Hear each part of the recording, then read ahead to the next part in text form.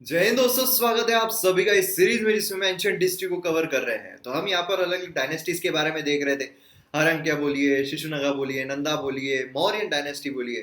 तो मौर्यन डायनेस्टी जो है उसे हम कवर कर रहे थे। फर्स्ट पार्ट हमने देखा था। फर्स्ट पार्ट में हमने काफी सारी चीजें कवर की। अब यहाँ पर आप देख सकते हो कि मौर्यन डायनेस्टी के बारे में लास्ट लेक्चर में हमने इतनी सारी चीजें जो है वो कवर कर ली थी। मतलब डायनेस्टी के बारे में देख लिया था, जो सोर्सेस है उसके बारे में देख लिया था, राजा और उनके कंट्रीब्यूशन, तीन ही मेन राजा हमें देखने को मिलते हैं, बाकी जो है वीक सक्सेसर्स चल रहे थे। उसके बाद जो कंसोलिडेशन है, अखंड भारत जो है उसका निर्माण हमें देखने को मिला था। तो इस तरीके से टेरिटोरियल एक्सटेंट, ये सारी चीजें हमने लास्ट लेक्चर में कवर की थी। आज की अगर हम बात करें तो हम पॉलिटिकल स्ट्रक्चर देखने वाले हैं, सोशल लाइफ देखने वाले हैं, इकोनॉमिक लाइफ देखने वाले हैं, जो सिग्निफिकेंस है डायनेस्टी का वो देखने वाले हैं, डायनेस्टी क्यों डिक्लाइन हुई। तो ये खासकर जब हम मेंस पर्सपेक्टिव से देखते हैं तो काफी ज्यादा इंपॉर्टेंट हो जाता है। तो ये सारी चीजें हम काफी कॉम्प्रिहेंसिव डिटेल में समझने की कोशिश करने वाले हैं। तो आइए पॉलिटिकल स्ट्रक्चर पर आते हैं। देखिए, अगर आप मौर्यन डायनेस्टी देखते हैं, मौर्यन एम्पायर देखते हैं, तो जो पॉलिटिकल स्ट्रक्चर है या फिर जो लॉ एंड ऑर्डर है वो आज के टाइम का ही हमें देखने को मिलता है। तो आप समझ सकते हो इतना पुराना है, लेकिन आज भी बहुत सारी चीजें उसकी हमें लेती हुई देखने को मिलती है। अब देखिए, खास चीज यहाँ पर मुझे आपको बतानी है कि क्वेश्चन जो है, इस पर क्वेश्चंस कैसे पूछे जाते हैं।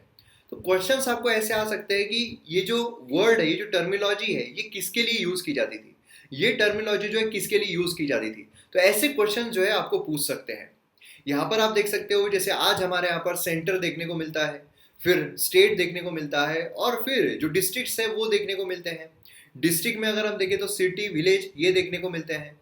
उसी तरीके से उस टाइम पर भी कैसा बायफर्गेशन था आप खुद यहाँ पर देख सकते हो कि सेंटर जो है वो हमें देखने को मिल रहा था। उसी के साथ साथ प्रोविंसेस, हम आज के ज़माने का जो स्टेट है वो बोल सकते हैं। उसी के साथ साथ डिस्ट्रिक्ट। अब देखिए, डिस्ट्रिक्ट को नाम क्या था, अहर, है ना। तो अब क्वेश्चन आपको कैसा आ सकता है कि अहर जो यहाँ पर मौर्यन डायनेस्टी में हमें टर्मिनोलॉजी देखने को मिलती है, ये किसके लिए इस्तेमाल की जाती थी। तो ये इस्तेमाल की जाती थी डिस्ट्रिक्ट के लिए। अब जैसे हमारे यहाँ पर सेंटर, प्रोविंस और जो डिस्ट्रिक्ट है उसके लिए अपने अपने हेड बने हुए हैं, उसी तरीके से उस टाइम पर भी अलग अलग हेड हमें देखने को मिलते थे। सेंटर को हेड कौन करता था, ये तो बट ऑब्वियस है, राजा, किंग। उस टाइम पर राजा हमें देखने को मिलता था। फिर प्रोविंसेस की जब हम बात करते हैं तो वहां पर आर्यपुत्र या फिर प्रोविंशियल गवर्नर्स जो है वो हमें देखने को मिलते थे।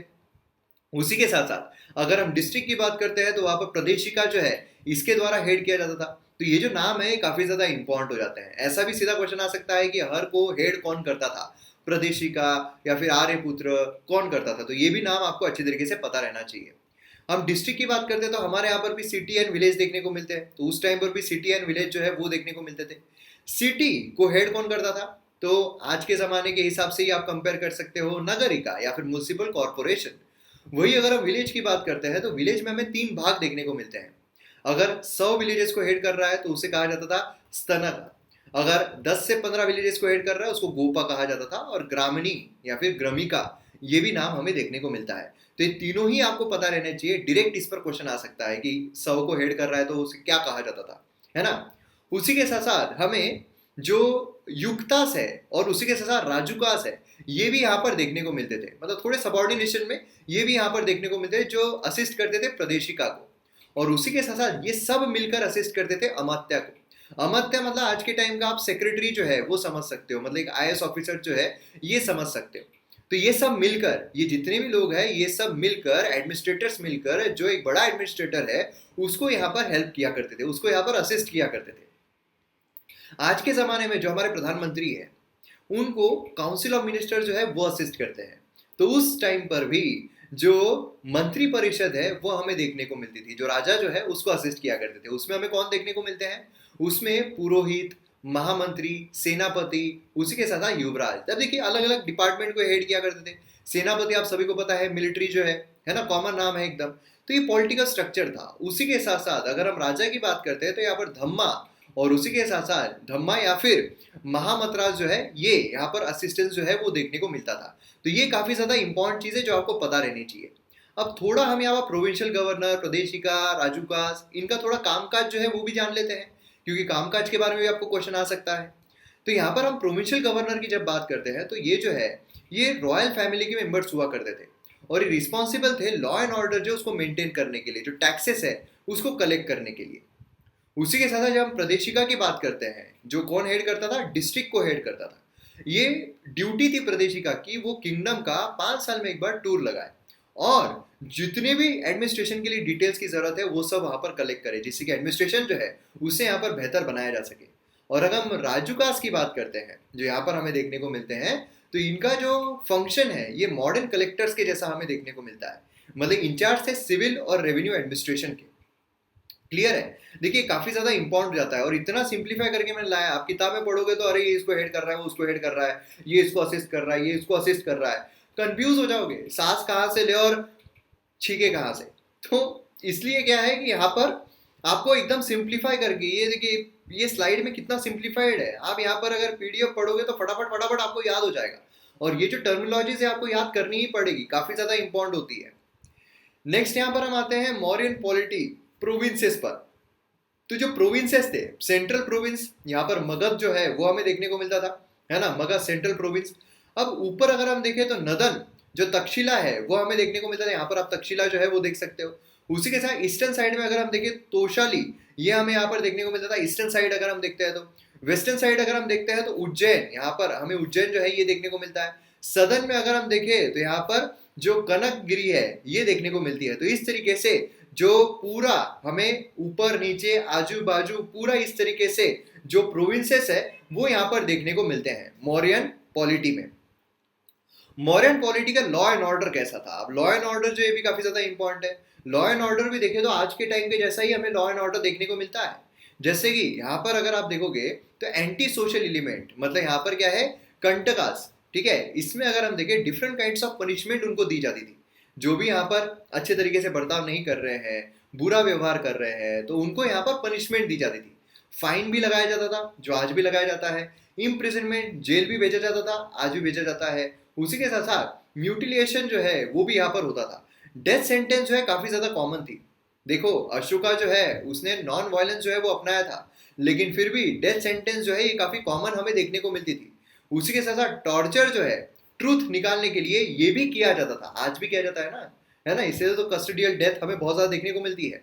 उसी के साथ सेंटेंस रिमिशन जो है ये भी देखने को मिलता था। पॉलिटी में जो प्रेसिडेंट है उसको रिमिशन का पावर है, याद आ रहा है ना, कम करना, तो ये भी वहां पर हमें देखने को मिलता था। अब जिसको भी डेथ पेनल्टी दी गई है उसको एडिशनल टाइम जो है वो दिया जाता था। जिनको भी कैपिटल पनिशमेंट डेथ सेंटेंस दी गई है, जिससे कि वो डोनेशन ऑफर करे, जिससे कि वो कुछ ऐसा करे जिससे कि उसको जो नेक्स्ट बर्थ है वो काफी अच्छा मिले। मतलब उसका जितना भी टाइम पीरियड बचा हुआ है उसमें अच्छे कर्म कर ले, जिससे कि मरने के बाद उसे अच्छी जो लाइफ है वो प्रदान हो। तो ये चीज हमें यहाँ पर देखने को मिलती थी। दूसरा अगर हम देखें तो लॉ एंड ऑर्डर जो है उसको मेंटेन करने के लिए बॉडीज भी हमें देखने को मिलती थी। धम्मा महामृता, यहाँ पर जो अनजस्ट इम्प्रिजनमेंट है उसके अगेंस्ट में स्टेप यहाँ पर लेते थे। जेल्स एंड जेल ऑफिशियल्स भी हमें देखने को मिलते थे। पुलिस स्टेशन जो है सभी प्रिंसिपल सेंटर्स में हमें देखने को मिलते थे। तो ये भी चीज आज भी हमें देखने को मिलती है। तो मतलब समझ सकते हो, कंपैरेटिवली पढ़ोगे आप तो आपको मौर्यन डायनेस्टी में याद रखने के लिए ज्यादा कुछ रहेगा नहीं, मतलब अपने आप ही आपका याद हो जाएगा। वही जस्टिस सिस्टम अगर देखें, जस्टिस कौन दे रहा है, तो देखिए पहले के जमाने में कैसा था, जब राजा थे ना, जब किंग थे, तो राजा बोले और दाढ़ी हाले, मतलब राजा जैसा बोलेगा वैसे लोगों की दाढ़ियां जो है वो हलना शुरू हो जाएगी, है ना। तो मतलब जैसा राजा बोलेगा वैसा ही होगा। तो इस तरीके जस्टिस सिस्टम अगर देखे तो राजा जो है वो सोर्स ऑफ सुप्रीम जस्टिस था। क्राइम्स बोलिए जो भी मेंटेन करना है सबके लिए जो जस्टिस है वो देने वाला कौन, राजा जो है वो हमें देखने को मिलता था।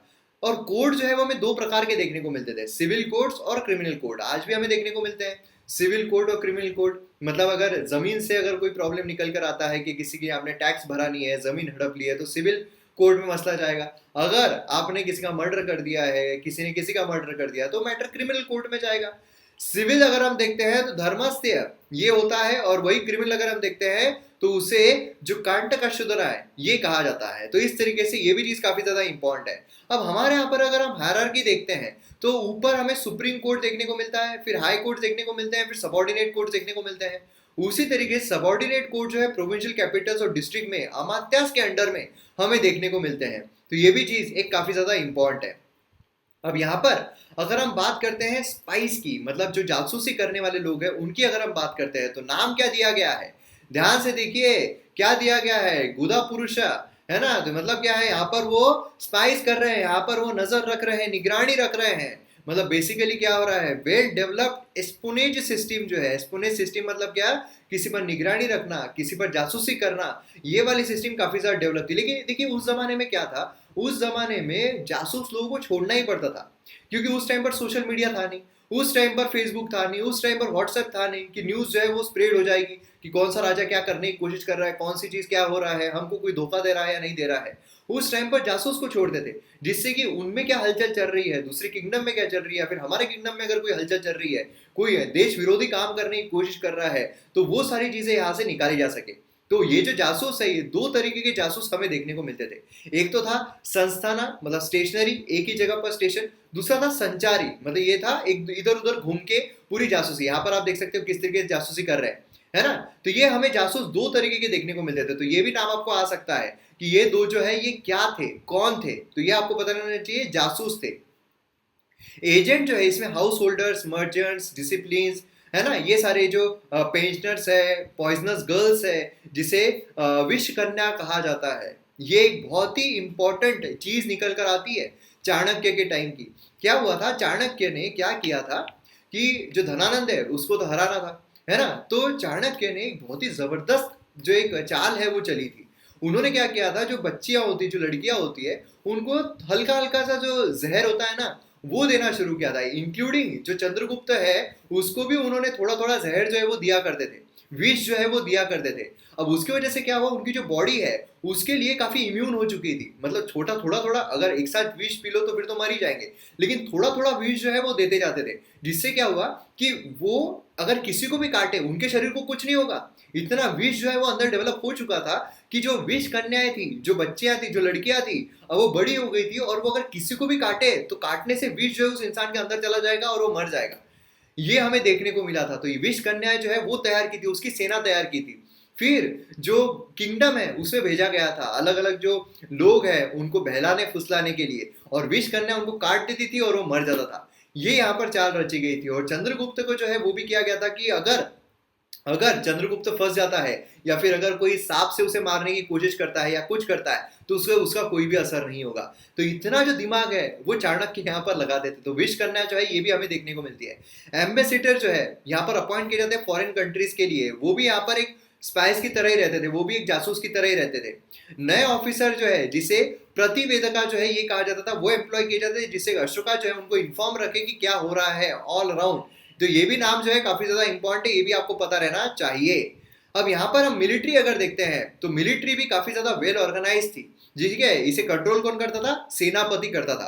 तो ये भी काफी प्रोमिनेंट क्वेश्चन जो है बन सकता है कि मिलिट्री को कौन करता था, लेकिन ये काफी आसान है, आपको तो इजीली आ जाएगा। तो काफी वेल ऑर्गेनाइज जो मिलिट्री थी।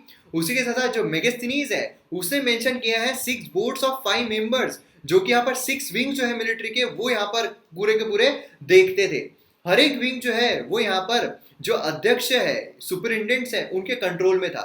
तो ये भी पॉइंट काफी ज्यादा इंपॉर्टेंट होता है, इसलिए मैंने हाईलाइट भी किया है, जिससे कि पीडीएफ पढ़ते हुए आपको थोड़ा याद रहे कि हाँ भैया ये इंपॉर्टेंट है, ये इंपॉर्टेंट है, नाम हमें याद रखने हैं।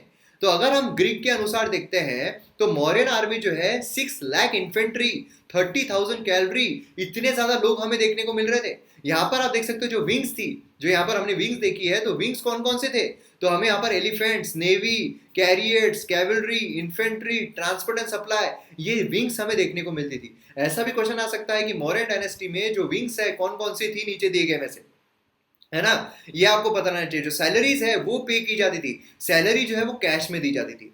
अब यहां से एक और चीज आपके दिमाग में आनी चाहिए कि भैया जब सैलरी पे हो रही है, ठीक है, आज की सरकार सैलरी देती है ना, और उस टाइम पर ऐसा था कि इतना डर भी रहता था कि स्टैंडिंग आर्मी रखनी पड़ती थी। तो अब जब यहाँ पर स्टैंडिंग आर्मी रखनी है तो फिर उनको कैश देना है, उनको सैलरी प्रोवाइड करना है, जितने भी लोग काम कर रहे हैं उनको सैलरी प्रोवाइड करना है। तो मतलब क्या है, मतलब किंगडम के पास पैसा तो आना चाहिए ना। किंगडम के पास पैसा कैसा आएगा, तो उसका एक रेवेन्यू सिस्टम भी अच्छा खासा बना हुआ था। और रेवेन्यू सिस्टम आज के टाइम का हमारे जैसा देखने को मिलता है ना। या फिर हम बोल सकते हैं कि उस टाइम पर जो था आज हमारा शायद उनके जैसा है, तो इस तरीके से भी हम बोल सकते हैं। अब यहाँ पर 6 विंग जो है मिलिट्री के, देखिए मैंने फोटो जानबूझ के डाला है जिससे कि आपको याद रहे पूरा का पूरा, है ना। ये जो 6 विंग्स मैंने आपको अभी बताए थे। अब यहाँ पर अगर आप देखोगे बाकी फंक्शनरीज जो है, सेंसस ऑफिसर्स भी होते थे। सेंसस मतलब कितने लोग हैं कितने नहीं, आज भी होता है ना, हर 10 साल में हमें सेंसस जो है वो देखने को मिलता है कि कितनी पॉपुलेशन बढ़ी है, कितनी नहीं बढ़ी है, कौन कौन से लोग हैं, कौन से नहीं है। तो ये सेंसस ऑफिसर्स भी देखने को मिलते थे। अब आप सोचोगे यार उस टाइम पर काय को सेंसस की जरूरत क्या पड़ती थी। सेंसस ये रेगुलर एक्सरसाइज थी, मतलब यहाँ पर ये परमानेंट इंस्टीट्यूशन के तौर पर हमें देखने को मिलती थी। ये विलेजेस में कंडक्ट की जाती थी, विलेज ऑफिशियल्स के द्वारा, टाउन्स में भी कंडक्ट किया जाता था नगरिका के द्वारा, जो इनके अंडर में आता था। उसी के साथ साथ जो फार्मर्स का डाटा है, कैटल्स है, ट्रेडर्स है, काउहर्ड्स है, कास्ट एंड ऑक्यूपेशंस है, डेथ एंड बर्थ है, ये सब रिकॉर्ड किए जाते थे। सोचिए आज भी ये चीज की जाती है, तो कितनी सारी चीजें मौर्य डायनेस्टी में आज की हो रही थी। डाटा जो कलेक्ट किया जा रहा है वो क्रॉस चेक किया जाता था जो जासूस भेजे गए हैं उनके द्वारा। तो ये देखिए मतलब कोई पैसा खा रहा है क्या, किसी ने जबरदस्ती कुछ डाटा अलग अलग लिख दिया है क्या, तो ये क्रॉस चेक भी किया जाता था जासूसों के द्वारा। सेंसस जो है ये क्यों किया जाता था, जिससे कि प्रॉपर टैक्स जो है वो लेवी किया जा सके कि भाई कितने लोग आए हैं कितने नहीं आए हैं, जो पॉपुलेशन है उनकी मूवमेंट पर ध्यान रखा जा सके, फॉरेन और इंडिजीनियस, मतलब कि यहाँ से लोग बाहर कितने जा रहे हैं, बाहर से लोग यहाँ पर जबरदस्ती आकर बस रहे हैं क्या, जिससे कि यहाँ के जो लोग हैं उनकी रिसोर्सेज पर कुछ खतरा आ जाए, या फिर हमारे किंगडम पर कुछ खतरा आ जाए, हमारे सोवरेनिटी पर कुछ खतरा आ जाए। तो ये सारी चीजें यहाँ पर देखी जाती थी। आप समझ रहे हो कितनी जबरदस्त यार, खतरनाक ही।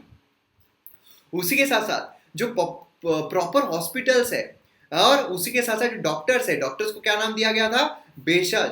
तो ये देखिए नाम काफी ज्यादा इंपॉर्टेंट है, तो ये जो है ये भी अपॉइंट किए जाते थे, ठीक है। और सबसे इंपॉर्टेंट जो आज हम भी नहीं कर पाए हैं वो कहते हैं ट्रीटमेंट जो है वो फ्री थी यूनिवर्सली।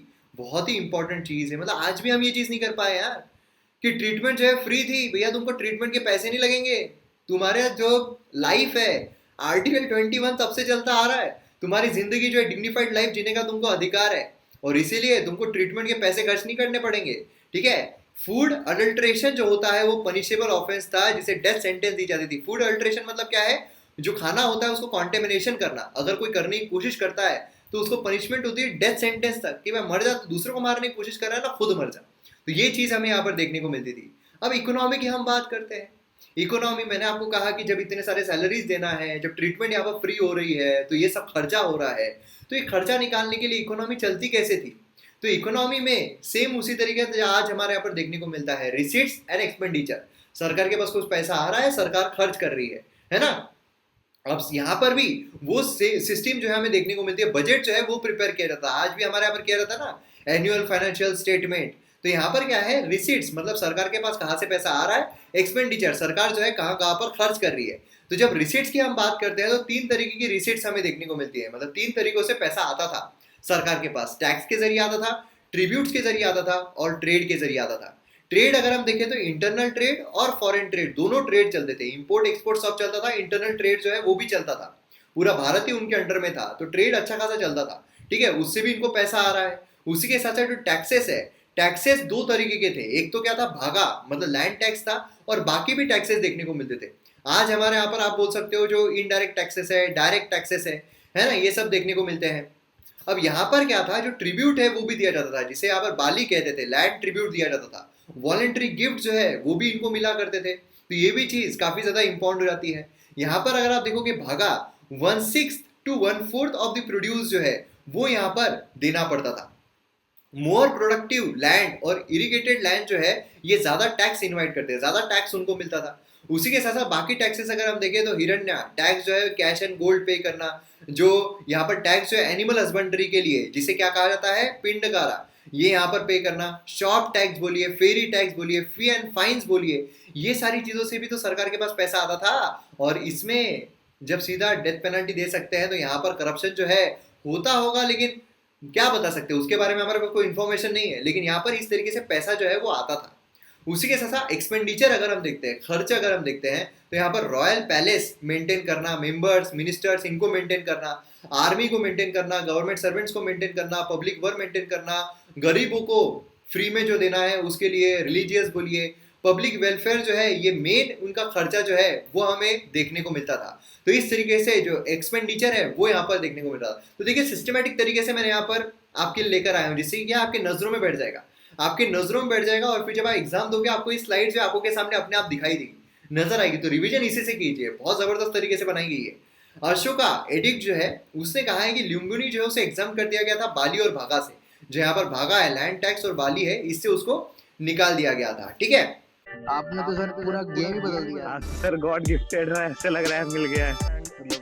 मॉडर्न हिस्ट्री ऐसा था मेरे को, मैंने स्पेक्ट्रम पढ़ने की कोशिश की थी, बट व्हाट हैपेंस कि उसमें इतना टेक्स्ट है ना, आपको कम से कम 15-20 बार पढ़ना पड़ता है तब जाके दिमाग में कुछ क्रोनोलॉजी समझ आती है, कुछ बैठता है। तो जब आपकी एक वीडियो देखी तो मेरे को बहुत अच्छा लगा जो कि मतलब इतने कम प्राइस में तो मतलब कि बैंक एसएससी का भी कोचिंग अवेलेबल नहीं होता। I am from a commerce background, तो ये कॉस्ट वाला फैक्टर हमेशा से माइंड में रहता है। तो मतलब कि I am totally satisfied with it, मतलब कि अफोर्डेबल भी है और क्वालिटी बहुत हाई है। A good teacher is like a candle who burns itself in order to light up the others. So you are like a candle for thousands of us. Sir, your style of teaching is simply incredible.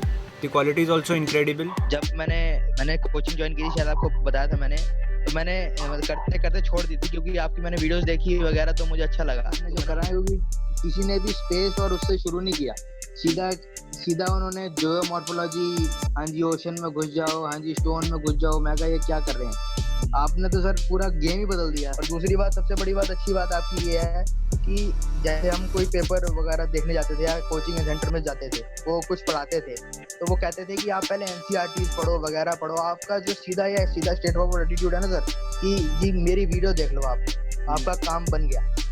बस वो चीज़ मुझे इतनी पसंद है ना। और आप जो सबसे अच्छी बात आप बता देते हैं ना कि ये तो सिर्फ ऐसे ही पढ़ लो, ये इसका कोई मतलब नहीं है, इसको सिर्फ एक बार को लो समझ लो, तो वो चीज़ सबसे अच्छी है। नहीं तो ऐसा कोई टीचर में दम नहीं है बोलने का कि इसको मत पढ़ के जाना, इसके कोई चांसेस नहीं है। सर वीडियोस बहुत अच्छे लग रहे हैं। लव यू सर, आप कंटिन्यू एकदम एनर्जी की तरह एकदम फोकसिंग मतलब बोलते हैं ना कॉम्प्रिहेंसिव मैनर में जिस हिसाब से पॉलिटी का पढ़ा रहे हैं, लग रहा है पॉलिटी के मास्टर मतलब बहुत अच्छे पकड़ हो जाएंगे।